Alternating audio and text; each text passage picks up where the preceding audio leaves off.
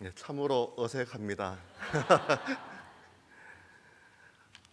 우리 진영희 담임 목사님께서 전화 오셔서 교사 헌신 예배 설교를 말씀해 오셨을 때 주문하신 내용이 딱 한 가지였는데 밝게라고 하셨습니다.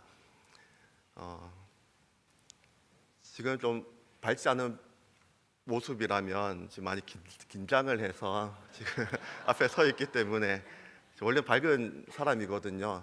저를 이제 우경창 목사가 아니라 경창이, 또 우경창 선생, 우경창 청년으로 아시는 분들은 제가 어두운 사람이 아니라는 것을 다 잘 아실 것입니다.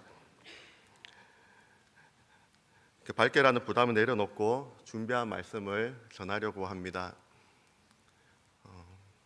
제가 들어오자마자 눈물이 가득 원래 눈물이 없는 사람인데 눈물이 가득 맺히더라고요. 고등학교 2학년 때 처음 친구를 따라 발걸음한 교회가 동부교회입니다. 안녕하세요. 저는 경안고등학교 2학년 6반에 재학 중인 우경창입니다 라고 인사를 했던 기억이 생생합니다. 굳이 반을 말할 필요가 없는데 2학년 6반 우경창입니다. 얼마나 어색했으면 그렇게 어색하게 인사를 했을까 싶습니다. 어색하게 신앙생활을 시작한 곳이 바로 동부교회였습니다. 저는 안동에서 고등부 그리고 대학부, 청년부를 모두 거쳤습니다. 대학교를 졸업하고 군대에 갔기 때문에 2년 동안의 시간을 제외하고서 줄곧 안동에서 있었고 또 안동 동부교회를 출석하며 신앙생활을 계속하였습니다. 대학부 시절에도 교회에서 계속 찬양도 하고 또 기도를 드리며 예배를 드리고 또 수련회도 참석하였지만 예수님을 인격적으로 만났던 시간은 아니었던 것 같습니다. 그것이 신앙생활인 줄 알고 줄곧 교회 생활을 해왔던 것이죠. 제가 예수님을 인격적으로 만난 계기는 청년부 때였습니다. 군 전역을 하고 이제 진로를 계획하고 준비해야 하는 아주 중요한 시기였죠. 그런데 청년부 지체들이 저를 청년부 회장으로 거론을 하는 것이죠. 설마 나를 청년부 회장을 시킬까? 이제 전역을 하고 진로를 앞둔 중요한 시기인데 당시만 해도 제 신앙이 그런 정도였다라는 것이죠. 교회에 발목이 붙잡힌다. 회장으로 붙들리면 이제 아무것도 할 수 없다라는 그런 마음이 가득했었습니다. 그런데 아니나 다를까 저를 청년부 회장으로 시켜버리고 말았습니다. 얼마나 마음에 분노가 가득한지 그날 그런 마음을 품고 이제 잠자리에 들고 다음 날 학교에 가서 그래도 말씀을 꾸준하게 읽는 습관이 있었습니다. 한 장 한 장 그렇게 읽었던 습관이 있었는데 시편 36편 말씀을 어제 읽고 오늘 이제 시편 37편 말씀을 읽게 됩니다. 그럼 제가 그때 말씀 펼쳐 읽었던 것처럼 여러분들도 한번 시편 37편 말씀을 펼쳐 보시면 좋을 것 같습니다. 오늘 말씀을 나누지만 교사 헌신 예배로 말씀을 나누지만 제가 만난 하나님, 그 하나님을 또 소개하며 또 함께 말씀을 또 계속 나누기를 원합니다. 시편 37편 말씀을 이제 펼쳐서 읽습니다. 악을 행하는 자들 때문에 불평하지 말며 불의를 행하는 자들을 시기하지 말지어다. 쭉쭉 읽어 나가면서 4절 말씀 또 여호와를 기뻐하라. 그가 내 마음의 소원을 내게 이루어 주시리로다. 이런 좋은 말씀이 아니었습니다. 이제 더 읽어 나가는데 8절 말씀이죠. 8절 말씀 분을 그치고 노를 버리며 불평하지 말라. 오히려 악을 만들 뿐이라. 지금 제 감정을 너무나도 잘 알고 계시는 주님이 아니라면 말씀 가운데 막연했던 예수님이라는 존재가 내 지금 감정까지도 잘 아시고 바로 곁에서 지금 여러분이 저를 바라보며 듯이 바로 곁에서 저에게 말씀하시는 것처럼 말씀이 들려왔습니다. 경창아, 분을 그치렴, 노를 버려 행하게 치우칠 뿐이란다. 예수님을 말씀으로 인격적으로 만난 계기가 되었습니다. 청년부실에 가보면 이제 청년부 벽면에 이제 벽화가 그려져 있습니다. 제가 청년부 회장으로 섬기고 있었을 때 청년부 공간을 꾸미게 되었고, 그때 함께 그린 그림이 그 벽화가 아직도 남아 있습니다. 노회 행사가 동부교회에 열릴 때면 청년부실에 먼저 가만히 내려가서 그 벽화를 바라보고 또 그곳에서 함께 신앙생활했던 또 청년들을 떠올려 보게 됩니다. 사실 오늘도 처음 발걸음하면서 제일 먼저 발걸음한 곳이 지하 1층 그 청년부실을 지나서 이렇게 올라왔었습니다. 그곳에서 뜨겁게 제가 돌아보면 예수님을 인격적으로 만나고 예수님과 첫사랑이 이제 빠졌던 그 시기가 바로 청년부 때가 아니었나라고 생각을 해보게 됩니다. 회장으로 선출이 되면 교회의 발목이 붙잡힌다, 메인다라고 했던 제가 정말 예수님께 붙잡혀 버렸기 때문이죠. 말씀 가운데 주님을 인격적으로 만나게 되었습니다. 주님과의 첫사랑, 처음 마음으로 섬길 때 가장 즐겁고 행복한 시기가 아니겠습니까? 그러나 그 첫 마음, 첫 사랑은 지속되기 힘듭니다. 유지하기가 결코 쉬운 일은 아닙니다. 나도 모르는 사이 처음 마음, 처음 사랑을 잊어버린 채 매주 반복되는 주일, 또 반복되는 또 주일 오후, 또 매년 반복되는 교사 헌신 예배, 매년 반복되는 여름 사역이 되어버리기 일쑤입니다. 영혼에 대한 사랑 없이 아이들을 그저 바라보며 지쳐만 갑니다. 주일에 매일 성경 본문을 따라 설교를 준비하고 말씀을 전하고 있습니다. 7월 본문이 요한계시록 말씀이었고, 지난 주일에 요한계시록 2장에 있는 에베소 교회를 향한 편지에 대한 내용을 다루었습니다. 에베소 교회 성도들은 처음 사랑을 버렸다고 주님으로부터 책망을 받았던 교회이지요. 그리스도께서 그들을 책망하시며 겉면의 말을 이어가십니다. 그러므로 어디서 떨어졌는지를 생각하고 회개하여 처음 행위를 가지라. 주님께서는 처음 사랑, 그 감정을 가지라고 하지 않으셨습니다. 첫사랑에 대한 경험이 있으신가요? 그 첫사랑은, 그 감정은 너무나도 소중합니다. 감정은 소중하게 간직하면 되는 것이지요. 그 감정을 찾아 그것을 회복하라는 말씀이 아닙니다. 그 감정 어쩌면 다시 찾지 못할 수도 있습니다. 첫 사랑, 주님을 향한 첫 마음이기 때문입니다. 그 마음은 고이 간직하면 되는 것이지요. 다만 예수님께서는 처음 행위를 가지라라고 말씀하고 계십니다. 주님과 사랑에 빠져 있었을 때 드렸던 예배, 활동들, 봉사, 그 마음은 다시 찾긴 힘들지라도 그 행위들은 기억하고 있지 않습니까? 비록 그때 감정이 뒤따르지 않더라도 괜찮습니다. 신앙의 행위는 감정으로 하는 것이 아니기 때문입니다. 오직 말씀에 순종하는 마음으로 행동하는 것이지요. 순종하며 행동으로 옮길 때 첫사랑의 마음, 그 감정도 채워주실 수 있는 것입니다. 오히려 천만 그 이상의 감정으로도 채워주실 수 있을 것입니다. 어디에서 떨어졌는지를 생각하라고, 잘 기억해 보라고 하는 것입니다. 그리고 돌이켜 처음 행위를 가지라고 하였습니다. 바라게도 교사 헌신 예배를 통해 다시금 헌신을 다짐할 때 여러분의 처음 행위를 다시 회복할 수 있는 귀한 시간이 될 수 있기를 간절히 소망합니다. 그래서 하나님께 늘 칭찬받는 안동 동부교회 모든 교사들, 모든 직분자들이 되실 수 있기를 주님의 이름으로 기원합니다. 제가 조금은 긴장하고 있지만 이렇게 많은 사람들 앞에서 말씀을 전하는 것에 대한 두려움은 언제부턴가 사라졌습니다. 많은 사람들에게 말씀을 전하려는 욕심은 없기 때문이죠. 한 영혼, 한 사람이라도, 저를 가장 잘 아는 분이라도, 아니면 저를 모르고 말씀으로 저를 처음 만나는 분이라 할지라도 한 영혼이 말씀을 통해 새롭게 변화되고 결단된다면 그 통로로 쓰임받는 것으로도 저는 충분하기 때문입니다. 그 한 영혼이 여러분 한 사람, 또 한 사람이 되실 수 있기를 주님의 이름으로 기원합니다. 하나님께서 저를 말씀으로 찾아와 만나 주셨다라고 하였지요. 이후로 줄곧 하나님의 말씀 가운데 예수님을 인격적으로 만나고 그렇게 인도하심을 받아왔고 지금 이 자리에까지 와 있습니다.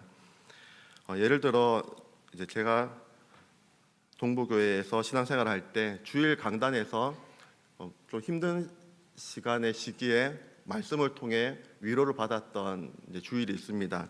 그때 말씀이 시편 20편 말씀이었고 그 말씀을 가지고 목사님께서 말씀을 전하셨을 때 큰 위로가 되었고 또 힘이 되었습니다. 그런데 말씀을 듣고 힘을 얻었지만 사람인지라 다시 일상으로 돌아가고 주중의 삶의 자리에서 그 말씀들을 까맣게 잊어버리고 말죠. 다시금 예전 삶으로 돌아가 버리기 일쑤입니다. 아마 그 청년부 때였는데 토요일 날 대구에서 청년부 지체 한 분이 이제 결혼을 하게 되었고 그 예식장에 발걸음을 하게 되었습니다. 그런데 그때 주례하시는 목사님께서 말씀을 전하시는데 시편 20편 말씀을 가지고 말씀을 전하셨습니다.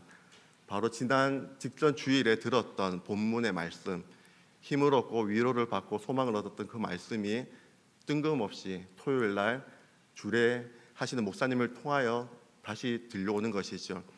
그 말씀은 신랑 신부에게 하시는 말씀이 아니라 바로 저를 향한 말씀으로 들려왔던 것입니다. 이처럼 하나님께서 살아계셔서 말씀 가운데 우리를 찾아오시고 말씀 가운데 언제나 우리에게 다가오십니다. 내 길을 더 잘 아시는 주님이라는 그 찬양도 있죠. 저의 길을 그 누구보다 잘 아시고 그렇게 인도해 주시는구나라고 깨달았던 계기가 있습니다. 제가 청년부 때 예수님 인격적으로 만나고 이후로 이런저런 과정을 통하여서 신학에 대한 부름을 받게 됩니다.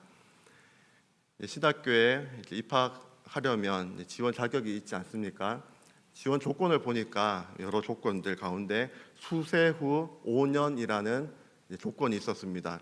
세례를 받은 이후 5년이 경과해야 신학교에 지원을 할 수 있는 것이죠. 저는 지원할 당시 그런 조건이 있는지도 까맣게 전혀 몰랐습니다. 시간을 거슬러 올라가 보니까 5년 전에 제가 군대 생활을 이제 학군단으로 군대 생활을 했는데 이제 여름에 훈련소에서 훈련을 받던 시간이 그때입니다. 5년 전이. 그때 이제 저는 신앙생활을 해왔지만 세례를 굳이 받을 필요가 있을까? 열심히 신앙생활을 하면 되지. 막연한 그런 생각으로 신앙생활을 해오면서 세례 받을 수 있는 기회가 여러 차례 있었지만 그렇게 받지를 못했던 것 같습니다. 그런데 군에서 훈련 받을 때 진중 세례라 하죠. 아마도 그때 앞에서 말씀을 전하시는 목사님께서 이런 선물을 이렇게 흔들지 않았으면 제가 세례를 아마 받지 않았을 것입니다. 그때도. 그런데 앞으로 너희들이 초급 장교가 되면 이런 지휘봉을 가지고 이렇게 지휘하는 그런 말씀을 하실 때 그 지휘봉이 얼마나 갖고 싶은지 그 선물에 혹해서 그날 이제 세례를 받았던 것이죠. 근데 5년이라는 시간이 흐르고 신학교에 대한 부름을 받아 지원을 하게 될 때 수세 후 5년이라는 그런 조건이 있는 것을 확인하고 하나님께서는 그 당시에는 막연했던 신앙, 그런 신앙 깊이도 없었던 저를 이미 저의 걸음을 이미 아시고 내다보시고 그렇게 준비시켜 가시며 훈련시켜 가셨구나라는 그런 인도하심을 강하게 느꼈던 적이 있었습니다. 이처럼 지금의 내 모습이 연약하고 또 교사로서의 자질이 또 없는 것처럼 여겨질지라도 하나님께서 지금 현재 여러분의 모습을 보고 계시지 않습니다. 여러분의 변화된 모습, 또 기쁨으로 섬기는 모습, 그런 모습으로 또 교사의 직분을 성실하게 주님을 위해 기쁨으로 감당하고 있는 모습을 내다보고 계시고 또 여러분을 지금 교사의 자리에서 훈련시켜 가실 수도 있는 것이죠. 지금의 내 모습에 이렇게 흔들리지 마시고 언제나 나를 잘 아시고 나를 더 멀리 내다보시는 그 주님의 시선을 의식하며 언제나 그 기쁨의 걸음을 주님을 위해 달려가실 수 있는 교사 여러분들이 되실 수 있기를 또 직분자 분들이 되실 수 있기를 주님의 이름으로 기원합니다. 예수님을 2번이나 부인하는 것도 모자라 저주까지 했던 베드로는 일상으로 돌아가 버렸습니다. 그런 베드로를 먼저 찾아주시고 다시 만나 주신 분이 예수님이시죠. 예수님께서 베드로를 부르는 호칭이 인상적입니다. 오늘 본문을 보시면 예수님께서 부활하신 예수님께서 베드로를 부르실 때 요한의 아들 시모나라고 부르시는 그 호칭입니다. 요한의 아들 시모나, 내가 나를 사랑하느냐라고 물으십니다. 너의 과거가 어떠하든지, 지금 너 감정이 또 예수님을 따랐던 그 시절로 돌아갈 수 없을지라도 너가 지금 나를 사랑하느냐라고 현재형으로 묻고 계시는 것이죠. 지금 나를 사랑하느냐? 내 양을 먹이라, 내 양을 치라. 어린 영혼들을 우리가 돌보고 교사의 직분을 감당하지만 그 영혼도 중요하지만 영혼이 우선이 아닙니다. 더 중요한 것은 바로 나와 하나님과의 관계입니다. 그래서 주님께서는 먼저 물으시는 것이 너가 나를 사랑하느냐? 지금 나를 사랑하느냐? 그 사랑이 변함이 없니라고 물으시는 것이죠. 내 지금 처한 상황이 어떠하든지 내 감정이 어떠하든지 그것이 중요한 것이 아닙니다. 주님의 그 부르심에 너가 나를 사랑하니 그 마음에 순종하는 마음으로 처음 행위를 가질 때 하나님 아버지께서는 다시 우리에게 첫 사랑, 그 첫 마음도 회복시켜 주시고 기쁨으로 또 모든 직분을 감당할 수 있도록 분명히 이끌어 주실 줄 믿습니다. 요한의 아들 시몬이라는 표현은 요한복음 1장 42절에 처음 나옵니다. 예수께서 보시고 이르시되 내가 요한의 아들 시몬이니 장차 게바라 하리라 하시니라. 게바는 번역하면 베드로라. 예수님께서 말씀하셨습니다. 너가 지금은 요한의 아들 시몬이지만 장차 게바라 하리라. 흔들리지 않는 베드로, 반석이 될 것이다 라고 말씀해 주십니다. 하지만 지금 베드로는 예수님을 2번이나 부인하고 3번째는 저주까지 해버리고 일상으로 돌아가 버린 상태입니다. 다시 요한의 아들 시몬으로 돌아가 버렸습니다. 그런데 예수님께서는 현재 베드로의 모습으로 함께 돌아가 주시고 베드로의 눈높이에서 베드로에게 말을 거시는 것이죠. 요한의 아들 시몬아, 내가 나를 사랑하느냐라고 물으십니다. 서울에서 사역을 하다가 가정에 큰 어려움을 만나게 되었습니다. 사역이 중단되고 무임 목사로, 임지가 없는 목사로 한 2년이라는 시간이 흐르게 됩니다. 그런데 지나고 보면 그때만큼 하나님을 뜨겁게 만나고 경험했던 시간도 없었던 것 같습니다. 어느 날 문제를 안고 기도실에 찾아갔습니다. 기도실에서 깊은 기도로 나아가게 됩니다. 그때 하나님께서 저에게 어떤 이미지를 보여주셨는데 바로 인큐베이터 안에 누워있는 아기의 모습입니다. 저는 팔싹둥이 미숙아로 태어났습니다. 제가 태어난 곳은 영주다 보니까 영주는 그런 인큐베이터 장비가 없었습니다. 그래서 갓난 아기 때 저 외할머니가 저를 안고, 당시에는 영주까지 길이 지금처럼 큰 길이 나지 않았던 때다 보니까 굽이굽이 산길이었습니다. 그렇게 저를 안고 외할머니께서 안동으로 오시는데 제가 죽은 것 같으면 일어나라고 그렇게 깨워가며 저를 안고 오셨습니다. 저를 이제 인큐베이터 장치 안에 넣어두고 외할머니는 또 다시 올라가게 되시고 제 어머니는 또 올 수도 없는 상황이고 제 아버지는 또 경찰 공무원이시다 보니까 그렇게 함께하지 못하고 저만 덩그라니 병원에서 인큐베이터 장치 안에 누워 있었던 것이죠. 아마도 누구나 쓴뿌리들이 있지 않습니까? 가시들이 있을 텐데 아마 그때 정말 엄마의 품이 필요했을 그때 덩그라니 병원에 그 인큐베이터 장치 안에 홀로 누워 있던 그때 그 무의식 중에 아마 그런 가시들이 생기지 않았을까라는 생각을 해보게 됩니다.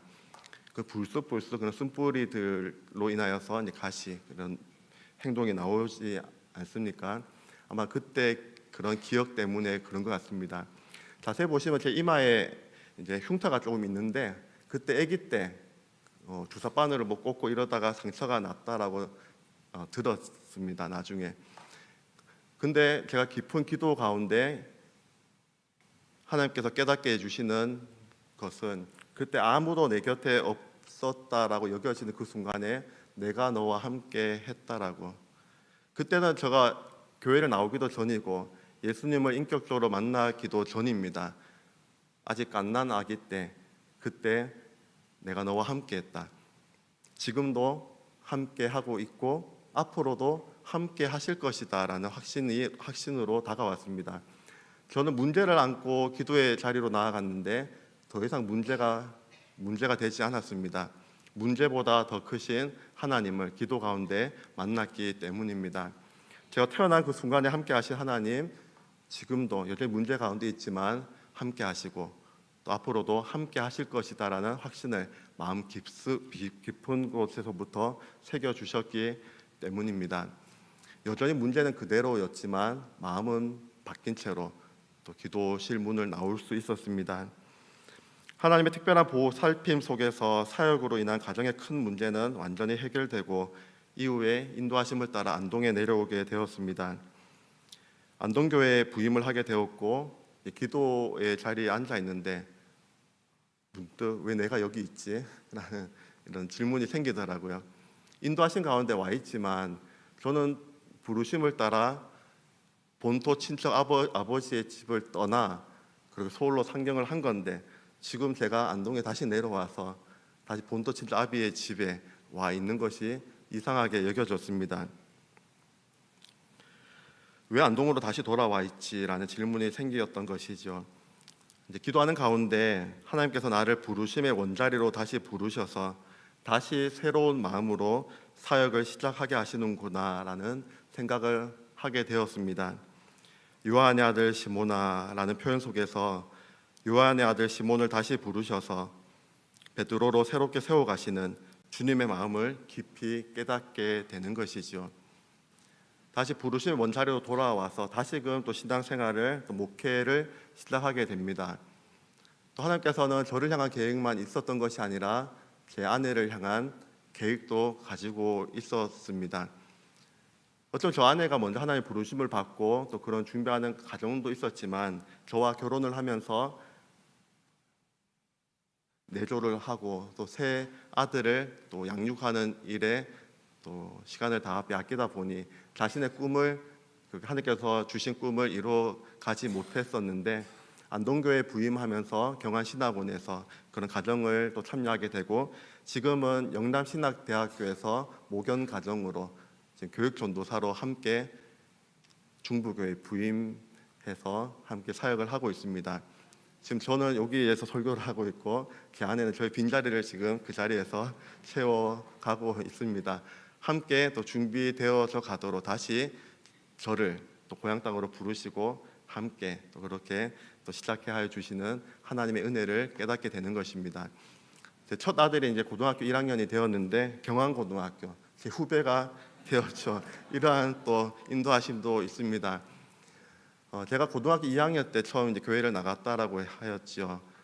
또 말씀 가운데 예수님 인격적으로 만났던 계기가 또 있었기 때문에 제 아들에게 신앙적인 교육을 잘하는 것은 아니지만 강조하는 것이 하나 있다라고 하면 그래도 너가 하루를 시작할 때 말씀을 펼치고 하루에 한 장씩이라도 말씀을 꾸준하게 읽는 습관을 가지도록 그렇게 권면을 합니다.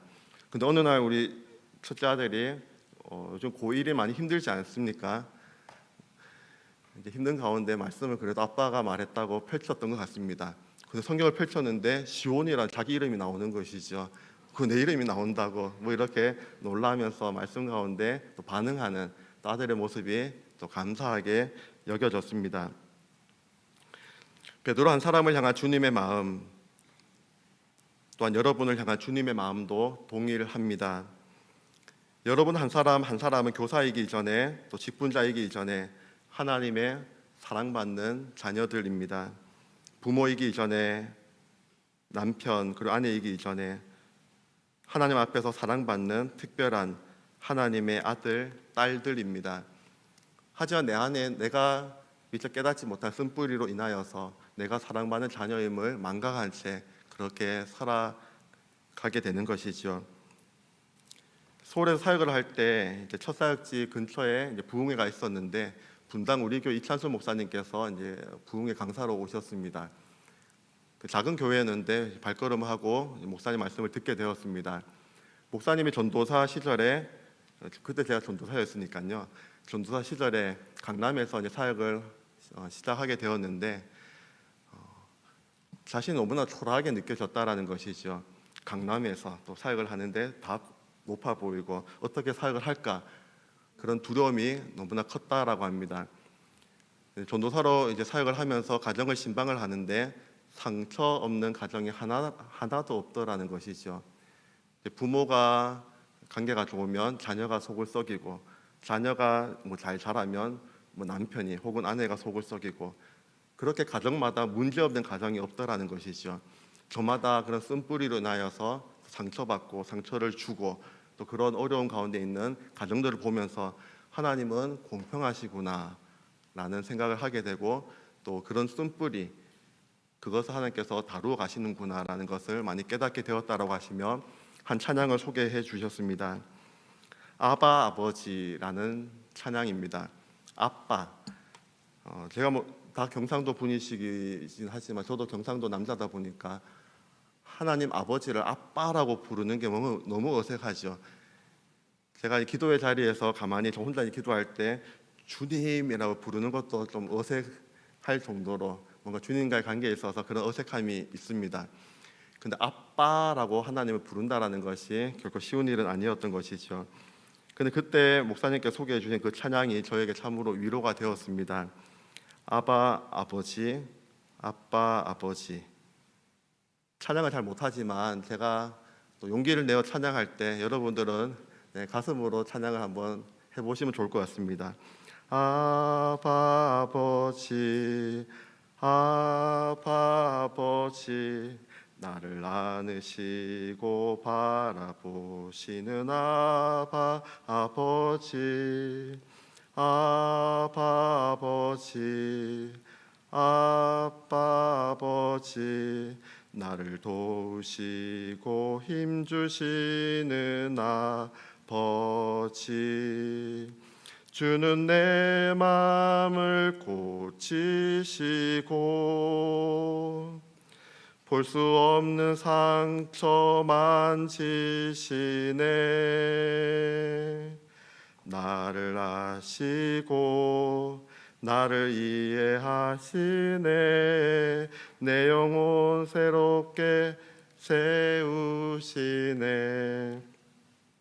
나를 안으시고 바라보시는 아바 아버지, 나를 도우시고 힘주시는 아버지, 주는 내 마음을 고치시고 볼 수 없는 상처를 만지시는, 목사님이 그 고백을 하셨거든요. 내 볼 수 없는, 나도 어떻게 할 수 없는 이 쓴뿌리, 이 가시를, 이 상처를 만지시는 분, 그 하나님 앞에서 다루어져 갔을 때 또 지금 분당 우리 교회를 또 그렇게 또 사역을 하시며 또 결실을 맺어가고 계시는 모습을 또 여러분이 보고 계시죠.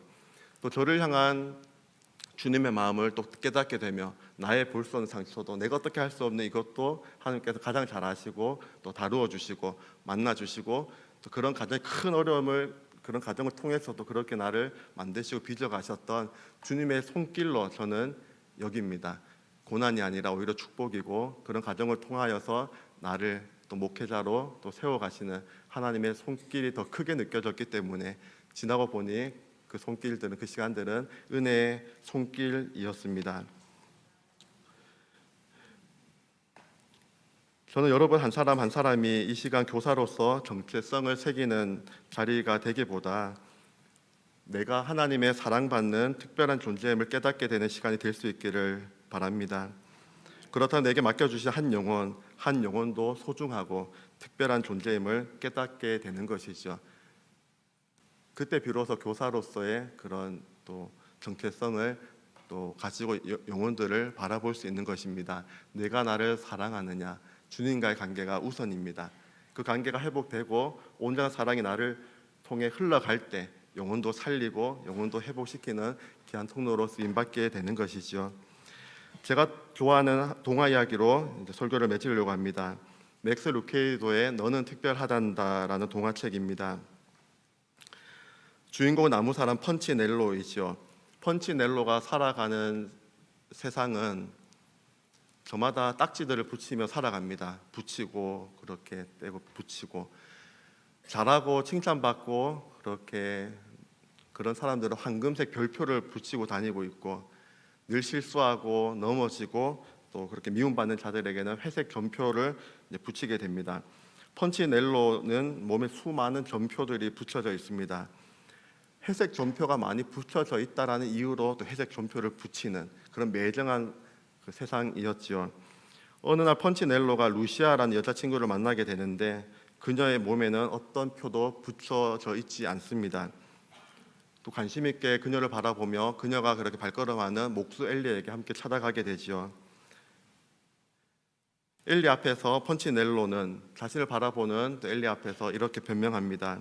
저는 이런 표를 받고 싶지 않았어요 라고 변명을 합니다. 그러자 엘리는 말합니다. 얘야, 다른 나무 사람들이 너를 어떻게 생각하는지 상관하지 않아. 정말요? 펀치넬로는 놀라서 묻습니다. 엘리는 대답합니다. 남들이 너를 어떻게 생각하느냐가 아니라 내가 너를 어떻게 생각하느냐가 중요하단다. 난 내가 아주 특별하다라고 생각한단다. 전 특별한 게 하나도 없다라고 생각이 들어요. 아니야, 내가 널 만들었기 때문에 넌 내게 특별하단다. 너는 내게 무척 소중하단다. 점표가 내 몸에 붙여져 있는 것은 너 때문이야. 네가 그것을 중요하게 생각하고 있기 때문이지. 남이 너를 어떻게 생각하는지 중요하지 않아. 내가 널 어떻게 생각하고 있는지 늘 생각하렴이라고 말하는 것이죠. 놀라운 일이 벌어지죠. 그 장면이 참으로 인상적입니다.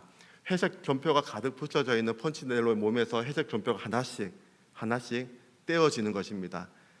그 회색 점표가 계속 붙여져 있는 이유가 그것을 계속 신경 쓰고 그렇게 바라보고 있기 때문에 계속 붙여져 있는 것이다. 오히려 시선을 들어 나는 특별하구나, 나를 바라보시는 하나님의 시선으로 그렇게 나를 바라볼 때 회색 점표가 하나씩 떨어져 나간 것입니다. 하나님의 시선으로 나를 바라볼 필요가 있습니다. 세상의 시선 혹은 나의 시선으로 나를 바라볼 때 나는 여전히 약하고 넘어지고 볼품없고 잘하는 것도 없고 특별하지 않은 교사라고 생각할 수도 있고 그 모습이 나인 것처럼 회색 점표를 가득 붙여놓은 채로 살아갈 수도 있는 것입니다. 여러분을 지으신 하나님께서 여러분 한 사람 한 사람을 어떻게 바라보고 생각하고 있는지가 중요합니다.